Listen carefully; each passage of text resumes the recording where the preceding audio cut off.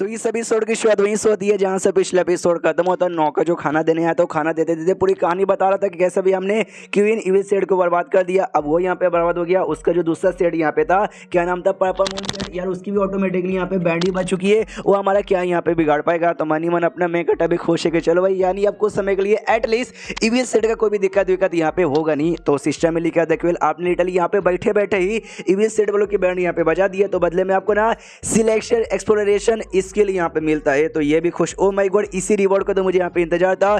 देखने दो भाई, इसका नाम है एक्सप्लोरेशन स्किल, यानी बंदों को तुम एक्सप्लोर यहाँ पे कर सकते हो। सामने जो बंदा लिटरली उसको डिटेक्ट करके उसका नाम पता, कहाँ से आया, क्या करता है, क्या पावर है, लिटरली उसका ओरिजिन, ये जन्म का, पीछे जन्म का, वो तुमको सब कुछ डिटेल में यहाँ पे अपने आप मालूम चल जाएगा बिना उससे कुछ यहाँ पे पूछे हुए। तो ये तो खुश है कि वाह यार, ऐसा नहीं है कि कल इंसानों पे काम आएगा, इंसान हो, जानवर हो, ईविल बीस्ट हो या फिर कोई भी पेट से हो, सब पे काम यहाँ पर आता है। तो वेल यार ट्राई मार के देखता हूँ भाई, जो अपना बिल्ली जो पेट है ना भाई, उस पर ट्राई मार के यहाँ पे देखता हूँ। तो बिल्ली पे जैसे ट्राई मारता मतलब ट्राई मारता है तो मालूम चलता है हेवन अर्थ का ये डिवाइन बीस्ट है। इसके अलावा, अरे इसके अलावा तो मेरा सर दुख रहा है, ओ शिट भाई, इसके अलावा तो भाई मेरी एनर्जी यहाँ पे चूसी जा रही है। अरे मम्मी रे, मैं समझ गया। ये जो लिटरली बिल्ली है ना भाई, बिल्ली का जो भी ओरिजिन यहाँ पे ना इतना ज़्यादा कॉम्प्लिकेटेड और इतना ज़्यादा रहस्यमय है ना कि ये स्किल भी उसको अच्छे से डिटेक्ट नहीं कर पा रहा है। और मैंने उसका भी ट्राई मारने की कोशिश की, मेरा बर्ड वाले का भी, उसके साथ भी सेम ऐसा रिएक्शन हो रहा है। तो इसके पीछे का रीज़न ये कि इतना एक्स्ट्रा ऑर्डिनरी इनका ओरिजिन है कि भाई मेरी स्किल से पता लग नहीं पा रहा। और मुझे इनके बारे में पता लगाने के लिए इनके बराबर पावर का,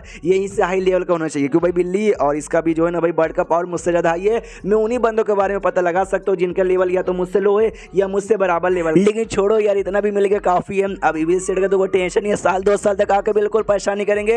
हिलाओ और सो जाओ यार, तो आराम से रिलैक्स करता है। उतने में जो तीसरा भाई यहाँ पे था, हमें मालूम है अपना मेक कटर यहाँ पे 13वां भाई था, जो तीसरा भाई यहाँ पे था ना, तीसरा भाई यहाँ पे आता है। वो आते कहता भाई तेरे भाई ये सब क्या चालू है, तू अपने आप को देख रहा है भाई, कितना आलसी और निकम्मा और बेकार यहाँ पर हो गया है, घोड़े बेच के सो रहा है। तो अपने चूशुआन भी सोचते कह रही है ये तीसरा भाई दिन भर ट्रेनिंग करता रहता था, आज अचानक से मुंह उठा के मेरे पास यहाँ पे काय को आ गया है। सामने से गुस्सा करता हो, कहता भाई मालूम है तू किसका बेटा है, जो तीसरे अंकल यहाँ पे थे ना भाई, तू तीसरे अंकल का बेटा है। वो कितने कमाल के थे और तू उनके नाम पे बस एक धब्बा है, एक काला सा एक गंदा सा यहाँ पे धब्बा है। You are fucking piece of disappointment. मेरे ख्याल से भाई मुझे लगा तुझे ना भाई उनकी मौत का खबर या फिर उनका गायब होने का खबर मिलेगा ना, तो गुस्सा यहाँ पे करेगा भाई, ट्रेनिंग करेगा, स्ट्रॉन्ग बनेगा और अपने मम्मी पापा को यहाँ पे ढूंढेगा। लेकिन नहीं यार, मैं उनको बहुत ज़्यादा एडमायर करता हूँ दुनिया में, अपने बाप से ज़्यादा एडमायर मैं तेरे बाप को करता था। बचपन से उनके साथ ट्रेनिंग करता था, जो कुछ मुझे आता ना उन्होंने यहाँ पे सिखाया। लेकिन भाई तू उनका बेटा हो के भाई कितना बेकार हो गया भाई, इसलिए साले उठ, वरना भाई उठा के भड़क दूंगा। वो उठता है और कहता मेरे तीसरे भाई मुझे ऐसा क्यों लगता है, तू है ना भाई मुझे मारना चाहता है, क्यों भाई मुझे मारने के बाद मेरी बाप की जो भी लेगेसी जो भी इनहेरिटेंस है ना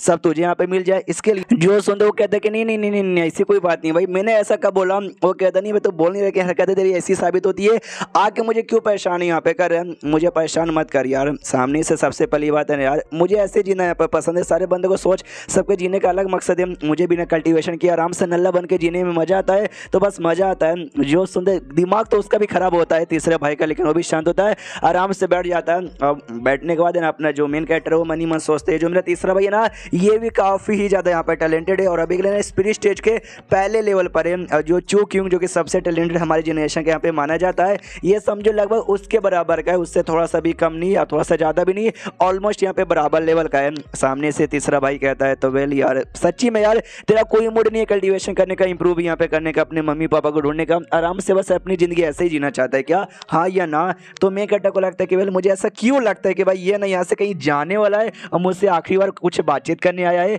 तो हाँ सच्ची में जाने वाला था। तो तीसरा भाई कहता है कि वेल कुछ दिन बाद है ना आप उन्हें यहाँ से चल जाऊँगा, अब वापस से कब आऊँगा, क्या मुलाकात होगी आई डोंट नो, हो सकता है शायद वापस यहाँ पे कभी ना हो, बाहर जाऊँगा, तेरे मम्मी पापा का जो भी है ना अभी गायब होने की खबर उसके बारे में पता करूँगा, कुछ यहाँ पे मिलता है इन्फॉर्मेशन मालूम चलता है तो मैं तुझे यहाँ पे मैसेज दे के बता दूंगा। और रही बात तेरा जो मानना है ना कि हाँ भाई मेरी अपनी ज़िंदगी है, मुझे अकेले जीना है, मुझे सामने से कल्टीवेशन नहीं करना, तो वेल यार मैं लेकिन तो भी एडवाइस यहाँ पे दूंगा कि नहीं भाई कर ले कल्टीवेशन एटलीस्ट। देख भाई ये बुक है एक बार यहाँ पे पढ़ लेना और पढ़ने के बाद ना ये बुक यहाँ पे दादा को दे देना, पक्का भी तेरा औकात है, तेरा सब कुछ यहाँ पे काफ़ी हाई हो जाएगा। मेहनत कर मेरे भाई और परफॉर्म स्टेज पे एटलीस्ट पहुँच जा। इतना बोलने के बाद वहाँ से निकल। उसको जाते जाते देख के हमारा मेगा टबी सोचते कह रहे यार आई डोंट यार काफ़ी अजीब बातें यहाँ पे करके गया यार। और उसने मुझे यहाँ पे ये बुक दिया टेक्निक का और एक पिल की बोतल भी यहाँ पे दी थी। पिल के बोतल में जो पिल यहाँ पर वो तो भाई छोटा सा पिल मेरे किसी काम का नहीं है। रही बात ये टेक्निक का बुक, तो इसके ऊपर का जो बना ना कवर ओवर प्रिजर्व करने के लिए जो कि एनिमल का जो चमड़ी होता है ना, जो कि भाई बैक्टीरिया से प्रिजर्व करने के लिए बनाया जाता है, उससे बनाया गया। यानी टेक्निक तो बड़ी कमाल की रखती है। तो जैसे खोल के देखते ना तो मालूम चलता है कि एम्पायर टेक्निक जो टेक्निक है भाई इनके फैमिली का one of the important technique ये बेसिकली वो है। और ये कंप्लीट यहाँ पे नहीं है, ये हाफ यहाँ पर है, लेकिन इसका हाफ भी ना कमाल का होता है और एक्स्ट्रा ऑर्डिनरी होता है। इसको सीख के ना तुम आराम से ना जो ट्रू स्टेज यहाँ पर ना ट्रू स्टेज पे यहाँ पे जा सकते हो। लेकिन मैं तो ट्रू स्टेज पे यहाँ पे जा चुका हूँ यार, इंपायर स्टेज पे भी बंदे लोग जा सकते हैं ऐसा कहा जाता है। लेकिन इतने सालों से हमारे साउथर्न एरिया में एक भी इंपायर स्टेज का बंदा आया नहीं है, क्योंकि बहुत साल पहले जंग यहाँ पे हुआ था नानजाओ में, उससे कुछ ना कुछ यहाँ पे रिलेटेड है।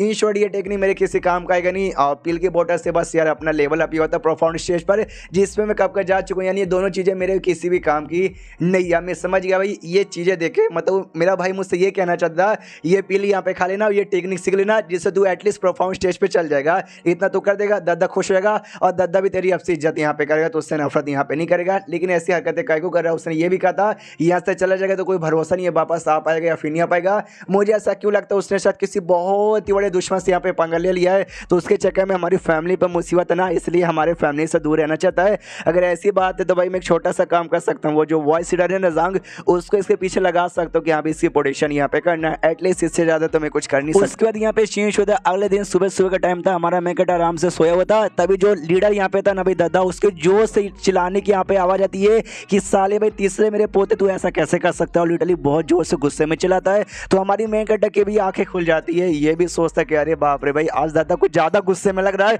इतने गुस्से में कि जैसे सामने वाले की जान निकालेगा। उसने क्या भाई तीसरे भाई का नाम लिया, भाई तीसरा भाई यानी जो मुझसे कल आके मिला था, यार ऐसा इसने क्या कर दिया। शिट मुझे जाकर लगता है चेक करना चाहिए। हाँ तो बेसिकली शादी यहाँ पे तय हुई थी, जो क्यून फैमिली जो कि साउथर्न एरिया का सबसे स्ट्रॉन्गेस्ट फैमिली माना जाता है, उसकी एक लड़की थी क्यून, ये उसके साथ शादी तय हुआ था। तो उस शादी ना कैंसिल यहाँ पे करना चाहता। तो ये दादा कहता मालूम ये भाई वो क्यों नहीं है, उसके साथ शादी यहाँ पे तय हुआ, शादी कैंसिल करना यानी लड़की वालों की बेइज्जती मारने के बराबर है। और मालूम है सबसे बुरी बात क्या है, वो क्यों नहीं है कि जो मम्मी यहाँ पे थी ना भाई, हाँ सबसे पहले उसका शादी का रिश्ता हमारे घर में आया था। जो मेरा तीसरा बेटा था ना भाई चुल हुए, जो कि हमारे मेकेटा का बाप है, उसके साथ शादी तय हुआ था। लेकिन यार उसने किसी और लड़की के चक्कर में उसकी माँ को यहाँ पर रिजेक्ट मार दिया, वास्तु उसकी बेटी को रिजेक्ट यहाँ पे मारा। देख आई फकिंग डोंट केयर, तू उससे प्यार करता या नहीं करता, शादी मैंने सामने से तय करवाई थी, तुझे शादी करना पड़ेगा, मतलब करना ही पड़ेगा।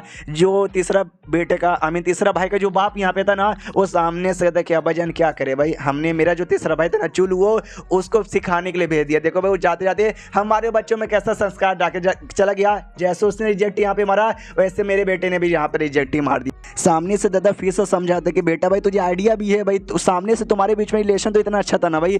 यार जैसे ये बात है उनको मालूम चलेगा ना यार, वो लोग इतना गुस्सा होंगे ना, इतना गुस्सा होंगे कि मैं क्या ही यहाँ पे बताऊँ भाई। सबसे पहली बात है ना, तेरा तीसरा अंकल भाई उसकी माँ को रिजेक्ट मार दिया था, बदनामी उनकी बहुत हुई थी। अब तो उनकी बेटी को रिजेक्ट यहाँ पे मारा है, डबल ट्रिपल इतनी बदनामी होगी कि मैं यहाँ पे क्या बताऊँ। उनके चक्कर में हमारी बदनामी अलग से होगी।